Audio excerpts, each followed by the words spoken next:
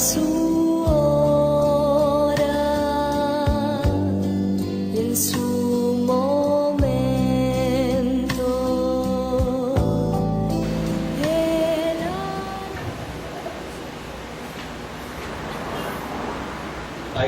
Hay gran multitud de cristianos que creen, que piensan que tener una relación personal con Cristo disminuye la importancia de asistir a la iglesia. Es decir, hay cristianos que piensan que no es necesario congregarse en el templo, pues basta con leer la Biblia en sus propias casas, o con orar por todos los hermanos de la congregación desde la comodidad de sus correspondientes hogares. Si queremos plantear esta situación como un problema de salud, podríamos decir que ciertos creyentes han contraído una enfermedad llamada lealtad condicionada. ¿Y cuáles son los síntomas de esta rara enfermedad? El creyente afectado por este mal siente menos deseo de asistir a su iglesia, siente un menor deseo de congregarse en la iglesia, porque realiza ciertas disciplinas como la oración, la lectura de la palabra, en la comodidad de su hogar. Hay aquellos, por ejemplo, que simplemente no se congregan por sus múltiples actividades. Estoy hablando de aquellos que hacen del trabajo su Dios, su ídolo. Si tienen tiempo libre, asisten al templo. Si no, no asisten. Estos son los cristianos muy ocupados. Y esto no es todo. Pues otra manifestación de aquellos cristianos que adolecen de este mal, de no asistir al templo, es que pasan a conformar aquel ejército de viajeros que van de iglesia en iglesia. Estos cristianos viajeros son aquellos que piensan que le deben lealtad a la iglesia de la cual son miembros, siempre y cuando se haga lo que ellos desean o quieren. Son cristianos, en otras palabras, que condicionan su lealtad si se sienten a gusto en el templo. Caso contrario, van de iglesia en iglesia. Por ejemplo, el tema polémico de los himnos. Si los himnos no son muy movidos, existe la posibilidad de que dejen de venir al templo. Si no se permite la utilización de ciertos instrumentos musicales, se sienten incomprendidos. Pero estos no son los únicos casos especiales de cristianos que existen en las congregaciones. Pues también hay cristianos que ven a la iglesia como una tienda para realizar compras eclesiásticas. Esto es, basan su lealtad, condicionan su lealtad a una ética consumista. Por ejemplo, hay familias cristianas en las cuales unos miembros de esta familia van a la iglesia por la predicación del pastor. Les encanta la predicación del pastor. Pero estos mismos miembros envían a sus hijos a otras iglesias porque los programas juveniles de las otras iglesias son más dinámicos. Y otros miembros de la misma familia van a una tercera iglesia por el compañerismo cristiano que perciben o sienten cuando van a esas iglesias. O sea, los mismos miembros de la familia van a distintas iglesias. La mayoría de las veces, estos cristianos cuando hablan dicen, voy a tal iglesia o asisto a tal iglesia, pero nunca dicen, pertenezco a tal iglesia o soy miembro de tal iglesia. Todo esto, queridos hermanos, ha llevado a tener un fenómeno inimaginable en la historia del cristianismo, esto antes no se veía, llamados cristianos sin iglesias, es decir, cristianos no comprometidos. Y esto no es todo. Hay una inmensa multitud de cristianos que son nómadas. Es decir, las características de estos cristianos es que van de un lugar a otro sin rendirle cuentas a nadie, sin ningún tipo de disciplina ni discipulado, que no valoran los beneficios normales de la membresía de una iglesia o los beneficios de congregarse en la iglesia. Todo esto también sin mencionar el hecho de que están desobedeciendo el mandato del Señor, que en su palabra nos ordena congregarnos. Insisto, lo que pasa es que nuestra tendencia natural es pensar que lo único que hace falta para vivir la vida cristiana es una relación personal con Cristo. Nada más, cumpliendo ciertas disciplinas como la oración o nuestros devocionales, nada más. Y que todo lo demás está sobrado. Tal forma de pensar también da como resultado cristianos que son como llaneros solitarios. De hecho, estos cristianos se comportan como tal personaje de las tiras cómicas, el famoso llanero solitario. Pues cabalgan, bueno, el llanero solitario cabalga normalmente hacia parajes despoblados, ¿no? Y los cristianos llaneros solitarios cabalgan no hacia la iglesia, sino también hacia lugares despoblados. Son aquellos cristianos que Biblia en mano salen a enfrentarse a un mundo solos y a un mundo sin ley. Cabe aclarar que todos los creyentes que tienen estas manifestaciones de lealtad condicionada, como los muy ocupados, como los viajeros de las iglesias, como los nómadas eclesiásticos, como los llaneros solitarios espirituales, están en un lamentable error. Error al menospreciar hacerse miembros de una iglesia o al condicionar su lealtad. Error porque condicionan su lealtad para asistir al templo, para congregarse. Esta mañana, y a la luz de la palabra de Dios, quiero exhortar a toda la iglesia a salir de estos errores o actitudes mediante una correcta comprensión de la sana doctrina de la iglesia. Son muchos los cristianos que hoy en día necesitan ser sacados de su error con respecto a la lealtad que tienen para con su iglesia. Pero vale hacerse una pregunta, ¿no? ¿Es que acaso el cristiano debe estar fielmente comprometido con su iglesia local? ¿Es que acaso el creyente debe lealtad a su iglesia? ¿Es que hay algún beneficio de pronto por congregarnos en la iglesia? Para responder estas preguntas, vamos a referirnos a lo expresado por el autor de la carta a los Hebreos, en el capítulo 12 de la carta a los Hebreos, los versículos 22 al 24. Hebreos 12, los versículos del 22 al 24. Sino que os habéis acercado al monte de Sión, a la ciudad del Dios vivo, Jerusalén la celestial, a la compañía de muchos millares de ángeles, a la congregación de los primogénitos que están inscritos en los cielos, a Dios el juez de todos, a los espíritus de los justos hechos perfectos, a Jesús el mediador del nuevo pacto y a la sangre rociada que habla mejor que la de Abel. Según estos versículos, hermanos, el cristiano experimenta 7 grandes encuentros en la iglesia, por congregarse en la iglesia. A saber, como lo mencionan los versículos, nos acercamos a la ciudad de Dios, nos acercamos a muchos millares de ángeles, nos acercamos entre hermanos en la fe, nos acercamos al mismo Dios, nos acercamos a la iglesia triunfante, nos acercamos a Jesús y al perdón también. Veamos cada una de estas sublimes realidades, de estos tesoros, de estos beneficios a los que nos hemos acercado en la iglesia, al venir a la iglesia. En primer lugar, menciona el autor de la carta a los Hebreos que nos acercamos a la ciudad de Dios. El monte de Sión era la ubicación de la fortaleza de los Jebuseos, que David capturó y convirtió en el centro religioso de Israel. Al llevar allí la presencia de Dios en el arca, ¿no?, cubierta de oro puro. Así lo expresan las Sagradas Escrituras en el segundo libro de Samuel, capítulo 5, los versículos del 6 al 7. Segundo libro de Samuel, capítulo 5, versículos del 6 al 7. Entonces marchó el rey con sus hombres a Jerusalén contra los jebuseos que moraban en aquella tierra, los cuales hablaron a David diciendo: tú no entrarás acá, pues aún los ciegos y los cojos te echarán, queriendo decir: David no puede entrar acá. Pero David tomó la fortaleza de Sión, la cual es la ciudad de David. Cuando Salomón construyó el templo y puso allí el arca, en Sión vino a ser, esta ciudad se convirtió en el sinónimo de la presencia terrenal de Dios. Y en Cristo nosotros nos hemos acercado al equivalente celestial del monte Sión, que viene a ser la Jerusalén celestial.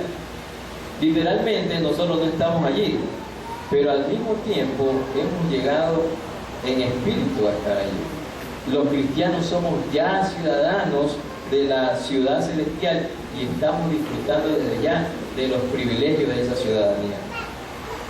¿Cuál es otro tesoro que también ganamos o al cual nos acercamos al momento de congregarnos aquí como iglesia? En segundo lugar, como menciona el autor de la carta a los Hebreos, como creyentes nos acercamos a los ángeles. Por Daniel nosotros sabemos que millares de millares le servían al anciano de días, que millones de millones le asistían. Miren lo que dice Daniel capítulo 7, versículo 10. Daniel 7, 10 dice: un río de fuego procedía y salía de delante de él. Millares de millares le servían y millones de millones asistían delante de él. El juez se sentó y los libros fueron abiertos. David, por su parte, dijo lo siguiente en el Salmo 68, versículo 17. Salmo 68, versículo 17 dice: los carros de Dios se cuentan por veintenas de millares. El Señor viene del Sinaí a su santuario. En la iglesia, queridos hermanos, nos acercamos a esta multitud de ángeles, todos los cuales, como mencionaba el autor de la carta a los Hebreos, están en una gozosa celebración. En tercer lugar, nos acercamos también a los hermanos en la fe, esto es, a la congregación de todos los primogénitos que están incluidos o que están inscritos en los cielos. Todos sabemos que Jesús es el primogénito por excelencia y por nuestra unión con Él, los creyentes también somos primogénitos. Todos los derechos de la herencia también nos pertenecen a nosotros, pues somos coherederos con Cristo. Así lo dice Pablo en su carta a los Romanos, el capítulo 8, el versículo 17. Romanos 8, 17 dice: y sus hijos también herederos de Dios y coherederos con Cristo, si es que padecemos juntamente con Él, para que juntamente con Él seamos glorificados. En cuarto lugar, nos acercamos también a Dios, que es el juez de todos.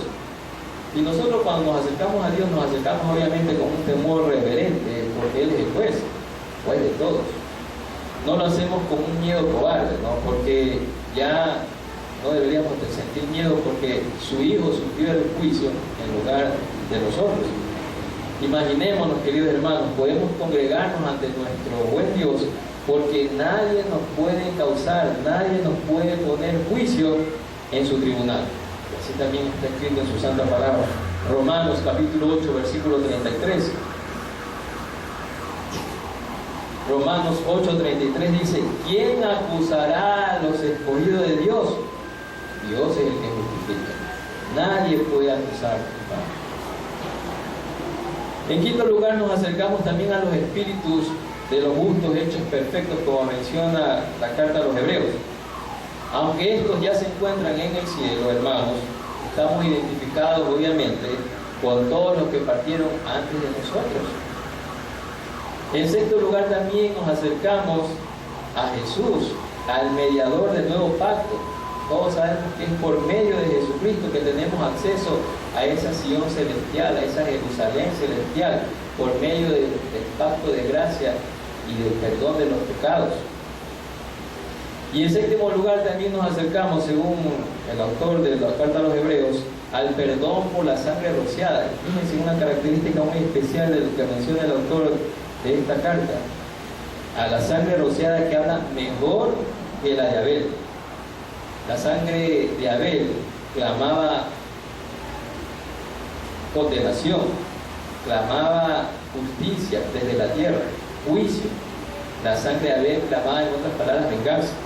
Pero la sangre de Cristo, que grita también, pero grita que hemos sido perdonados, y grita que tenemos paz con Dios. La sangre de Cristo, más bien, la sangre de Jesús derramada, demanda, hermanos, misericordia y perdón. Yo les hago la siguiente pregunta: ¿acaso todos estos encuentros, todos estos tesoros que he mencionado, todos estos acercamientos, no deberían motivarnos para congregarnos en todo momento en la iglesia?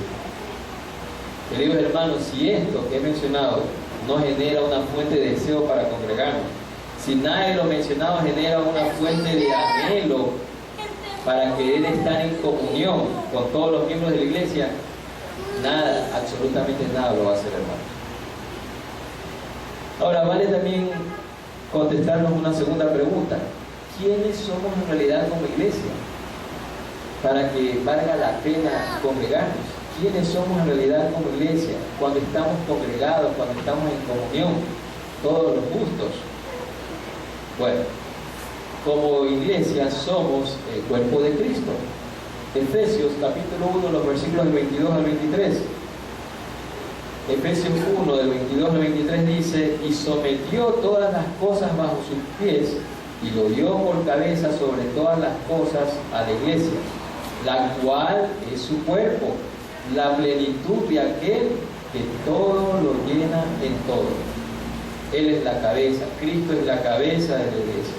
Y como miembros que somos de su cuerpo, tenemos y deberíamos de tener entre todos nosotros una profunda unidad y reciprocidad entre nosotros, hermanos. Como iglesia también, ¿quiénes somos? Somos un templo, hermano. Efesios 2, miren lo que dice en el versículo 19. La carta de Pablo a los Efesios, el capítulo 2, versículo 19 dice: así que ya no soy extranjeros ni advenedizos, sino ciudadanos de los santos y miembros de la familia de Dios. Y miren lo que acota en el versículo 22: en quien vosotros también sois juntamente edificados para morada de Dios en el Espíritu. Cristo, queridos hermanos, es la piedra fundamental de nosotros, piedras vivas, formando un lugar vivo de adoración. Así también lo expresa el apóstol Pedro en su primera carta, el capítulo 2, versículo 5. Primera carta de Pedro, capítulo 2, versículo 5. Vosotros también, como piedras vivas, sed edificados como casa espiritual y sacerdocio santo, para ofrecer sacrificios espirituales aceptables a Dios por medio de Jesucristo. ¿Quiénes también somos nosotros como iglesia? ¿Y por qué la necesidad de congregarnos? Porque como iglesia somos la esposa de Cristo. Efesios capítulo 5, los versículos 22 al 23, fíjense, todo esto tiene sustento bíblico. Efesios 5, 22, 23, las casadas están sujetas a sus propios maridos como al Señor, porque el marido es cabeza de la mujer, así como Cristo es cabeza de la iglesia, la cual es su cuerpo, y Él es su Salvador. Cristo, como nuestro esposo, nos ama obviamente con un amor santo, ¿no? Y un día nos conducirá a las fiestas de las bodas del Cordero. Como iglesia también, ¿qué somos? Somos sus ovejas, hermanos. Y Él, que es nuestro pastor, es un pastor cuidadoso. De hecho, nosotros tenemos bien presente el capítulo 10 del Evangelio de Juan, donde Él dice: yo soy el buen pastor y conozco a mis ovejas y las mías me conocen. También nosotros como iglesia somos los pámpanos y Él es la vid. ¿Y eso qué significa, hermanos? Que Él sea la vid y nosotros los pámpanos, que estamos orgánicamente en Él y nos nutrimos totalmente de Él. Eso significa, hermano. Entonces, ¿qué debe de indicar o qué debe significar para nosotros la verdad de que somos una iglesia? Debemos sentirnos con mucho regocijo, hermano. Debemos sentirnos con mucho gozo, con mucha gratitud, y más bien deberíamos de gritar a los cuatro vientos que somos miembros de su cuerpo, que somos su templo, que somos su esposa, que somos sus pámpanos, que somos sus ovejas, que nos hemos acercado a la ciudad celestial, a los ángeles, a los hermanos de la fe, en la fe, a Dios mismo, a la iglesia triunfante, a la iglesia glorificada, a Jesús, mediante el perdón de los pecados. En pocas palabras, queridos hermanos, somos parte de nosotros, como iglesia, cada uno de nosotros, somos parte de la más grande institución que ha conocido el universo. Y aún así, hermanos, aún así, nos damos el lujo de condicionar nuestra lealtad a la iglesia. Nos damos el lujo de decidir a qué cultos asistimos y a cuáles no. ¿Qué debemos hacer, hermanos? Comprometernos nada más. Comprometernos con nuestra iglesia local en todos los sentidos. Hermanos, hay algo que debemos de comprender todos. Y es que jamás nosotros le sacaremos el beneficio máximo de ser miembros de una iglesia a menos que nos comprometamos de todo corazón con el que es la cabeza de la iglesia, que es Jesús. Un mensaje para las hermanas de la escuela dominical: hay que enseñarles a los niños y adolescentes lo que es un compromiso con nuestro Padre Celestial. Un mensaje para los jóvenes de esta congregación: hay que comprometerse más con las cosas de Dios y menos con las cosas del mundo. Un mensaje para los adultos, miembros de esta iglesia: debemos dar ejemplo, dar testimonio de nuestro compromiso serio con el Maestro. Y que, queridos hermanos, la vida cristiana no es otra cosa que compromiso. Y nuestro primer compromiso debe ser con Cristo. Pero también debemos estar comprometidos con su iglesia, con la familia, con el matrimonio, con nuestros amigos. Nada florecerá en ninguna de estas relaciones que he mencionado si no existe un compromiso serio por parte de los involucrados en esa relación. Por ejemplo, el matrimonio jamás daría esa seguridad o esa satisfacción y el crecimiento de las personas que conforman el matrimonio a menos que haya un compromiso. Y esa es la razón por la cual las uniones que se dan simplemente por conveniencia no duran. El compromiso, tanto en las buenas y en las malas, es lo que hace florecer el matrimonio, hermanos, y es lo que proporciona y da mayores satisfacciones. Que yo sepa, usted no tiene que ir a su casa para demostrar que está casado, ¿sí? De la misma forma, queridos hermanos, usted no tiene que ir a la iglesia para indicar que es cristiano. Pero yo estoy seguro que usted no va a asistir casado, no va a su casa, no sé lo que su esposa le va a hacer, su esposo lo va a hacer, pero de seguro va a tener una relación pobre. Lo mismo sucede en la iglesia, hermanos, ¿sí? Si usted no viene a la iglesia, usted va a tener una relación pobre con los hermanos y con Dios. Veamos otros beneficios de tener un compromiso con la iglesia. Entre otros beneficios que se logran mediante este compromiso a que estoy exhortando de la iglesia, de cada uno de los miembros que conforman esta iglesia, tenemos la adoración, hermano. Hace un rato el hermano lo mencionó, ¿no? Qué maravilloso es cuando estamos aquí, hermano. Toda la congregación está adorando al Señor.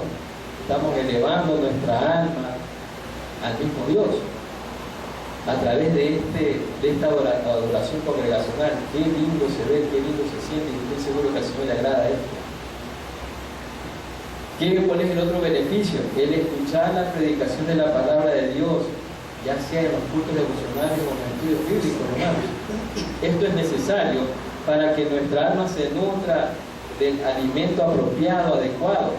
Todos sabemos que nuestra alma debe de nutrirse, la alma de cristianos debe de nutrirse con el alimento apropiado, que es la palabra de Dios. Y así, de esta manera, tenemos una buena salud espiritual. ¿De qué también nosotros podemos beneficiarnos al asistir a congregarnos? Participar de la mesa del Señor. Cada primer domingo de cada mes, todo primer domingo de cada mes, nosotros nos reunimos aquí, hacemos un culto especial para darle gracias a Dios por la obra expiatoria de Cristo, por tener viva esa esperanza de la resurrección, de que algún día vamos a estar con el Señor por la eternidad. Y este es uno de los maravillosos beneficios que se tiene de ser un miembro comprometido con la iglesia del Señor. ¿Cuál también es otro beneficio? El crecimiento, hermanos. Cuando hay un compromiso serio con la iglesia, tanto en los buenos tiempos como en los malos tiempos, se produce una profundización, hermanos, una madurez, un crecimiento que un cristiano no comprometido jamás llegará a experimentar. Hermanos, si no hay compromiso con la iglesia, no es posible crecer en Dios. Y hermanos, en esta mañana hemos mencionado 7 tesoros espirituales que podemos encontrar en la iglesia cuando nos congregamos. En primer lugar, nos acercamos a la ciudad de Dios, nos acercamos a millares de ángeles, nos acercamos a los hermanos en la fe, nos acercamos a Dios, nos acercamos a la iglesia triunfante, nos acercamos a Jesús y también nos acercamos al perdón. Y hay que darle gracias a Dios por cada uno de estos acercamientos, estos encuentros, estos tesoros que tenemos al congregarnos en la iglesia. También respondimos a la pregunta de quiénes somos como iglesia. a lo que respondimos que somos el cuerpo de Cristo, somos un templo, somos la esposa de Cristo, somos sus ovejas, somos los pámpanos. También despejamos las dudas con respecto a qué hacer frente a todas estas realidades. La respuesta fue solo una palabra: comprometernos, comprometernos. Y finalmente mencionamos otros beneficios de tener un compromiso con la iglesia: la adoración congregacional, la predicación de la palabra de Dios, el participar de la mesa del Señor y el crecimiento por la madurez espiritual. Bien, hermanos, pero aún así, fíjense, aun cuando bíblicamente está demostrado todos los beneficios que obtenemos por congregarnos, ¿por qué la idea de ir a la iglesia no es tan popular hoy en día? ¿Se han preguntado eso? ¿Por qué no es tan popular ir a la iglesia hoy en día? ¿Por qué no hay más gente interesada en asistir a la iglesia? Hermano en Cristo, quien quiera que usted sea, o cuán ocupado usted puede estar, así sea usted el presidente de la República, o un gran ejecutivo en alguna empresa, o sea un empleado sin ningún cargo directivo, sea cual sea su posición en el área secular, sepa usted que la iglesia debe estar en todo momento como centro de su vida, además del Señor, ¿no? Dios no acepta compromisos tibios, hermanos. Dios no ve bien a un creyente que tenga un compromiso tibio con su iglesia local. Un cristiano tibio es: hoy sí voy al culto, al siguiente culto no voy. Esta semana sí asisto a los estudios bíblicos, el próximo miércoles ya no voy a estar muy ocupado.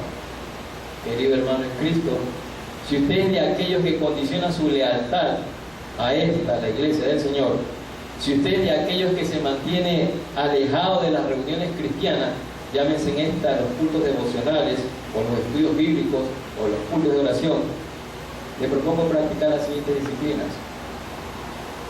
La disciplina de la asistencia fiel, hermano. Todos, absolutamente todos, necesitamos prometernos a nosotros mismos asistir fielmente a los cultos de la iglesia. Y dentro de la gran agenda que tenemos de compromiso, deberíamos darle prioridad a nuestros encuentros con el Señor en estos puntos. Cuando viaje, querido hermano, si usted es de las personas que viajan, debe tratar de que sus obligaciones no le impidan regresar a tiempo para asistir a la iglesia. Y si eso no es posible, entonces vaya a otra iglesia, hermano, mientras se encuentre de viaje, pero no deje de congregarse, no deje de congregarse. ¿Qué otra disciplina podríamos recomendar? La disciplina de la membresía. Si usted todavía no es miembro de alguna iglesia, no sea como esos cristianos nómadas o cristianos viajeros. Debe comprometerse delante de Dios a hacerse miembro de una iglesia donde se predique la sana doctrina. Pero no solo eso, sino que debe de responsabilizarse para apoyarla y someterse a la disciplina de la iglesia. También sería bueno, hermanos, la disciplina de dar su apoyo económico, hermanos, a la iglesia a la cual usted asiste. Debe ser regular y sistemático. Por lo cual, una buena manera de empezar es de su tiempo, hermano, de su tiempo. También, hermanos, debe existir entre los miembros de una congregación la disciplina de la participación, hermano. El Señor le ha dado dones, le ha dado talentos, le ha dado el tiempo, hermano, le ha dado capacidades, le ha dado creatividad. ¿Por qué no usa su tiempo, sus capacidades, sus dones, sus talentos, su creatividad? ¿Por qué no los pone a disposición del Señor? Debe ponerlos sin reserva a disposición de los diferentes cultos de la iglesia para la gloria de Dios, hermano. También es bueno que exista la disciplina del amor y de la oración. Amar a los hermanos de su congregación, aceptarlos tal cual son, hermanos, y ayudarlos a crecer en el Señor. Usted es un cristiano ya maduro, ayude a crecer a otros, pues, hermanos. Orar cada día por cada miembro de la congregación es un privilegio que el Señor nos ha dado, hermanos. Interceder por otras personas es un privilegio. ¿Por qué no lo hacemos? Aprovechemos esta bendición que el Señor nos ha dado. Querido hermano, no sé cuál sea su caso, su situación. No sé si usted es un cristiano viajero, no sé si usted es un cristiano muy ocupado, no sé si usted es un cristiano nómada, no sé si usted es llanero solitario, no sé si usted es un cristiano que condiciona su lealtad a esta iglesia. No sé si la condiciona por tiempo, no tiene tiempo, no me da el tiempo. No sé si la condiciona por los temas musicales. No sé, pero cuando escuché que se necesitaba aquí que la música sea un poco más movida, ojalá nos preocupemos antes de que la música sea un poco más movida, de que nuestros cuerpos estén en constante movimiento para servirle al Señor y no solamente cuando alabamos. Algunas veces nos preocupamos demasiado por los instrumentos musicales. No sé si usted se está preocupando de ser un instrumento adecuado para que el Señor lo utilice. Oremos entonces, pidámosle al Señor que no nos aleje de todas estas manifestaciones de lealtad condicionada, que nos aleje, perdón, de todas estas manifestaciones de lealtad condicionada que muchas veces ponemos para asistir al templo. Que más bien nos ayude a comprometernos a trabajar en su obra, Señor. Eso es lo que tenemos que pedir. Amén.